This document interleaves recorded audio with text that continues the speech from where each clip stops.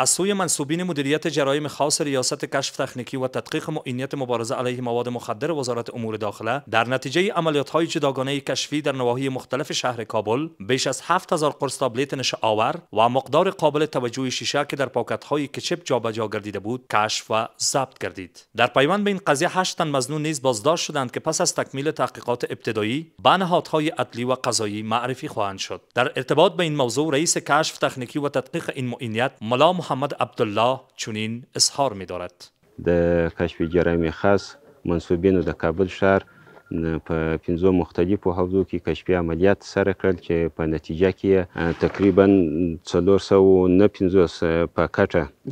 کیچپ چې په هغه کې شیشه ځای پر ځای کړې وه دا نیولې او 2990 قرصه تابلیټکې دي 4342 قرصه زیکاپ ګولۍ دي او یو څه اندازه نشهیي توکي لکه چرس تریاک او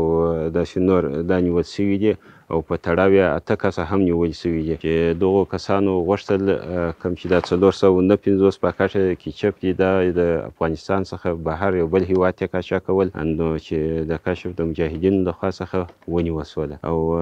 په تړاو یې 8 کسه نیول سوي دي. نو موږ د ټولو ولس څخه دا غوښتنه ده چې څوک په کلیو په کوڅو بازارونو کې د نشهیي توکو قاچاق کوي د دغو خلکو پر وړاندې مبارزه وکړي او د نشهیي توکو پر وړاندې د مبارزې معاینات سره پوره همکاري وکړي.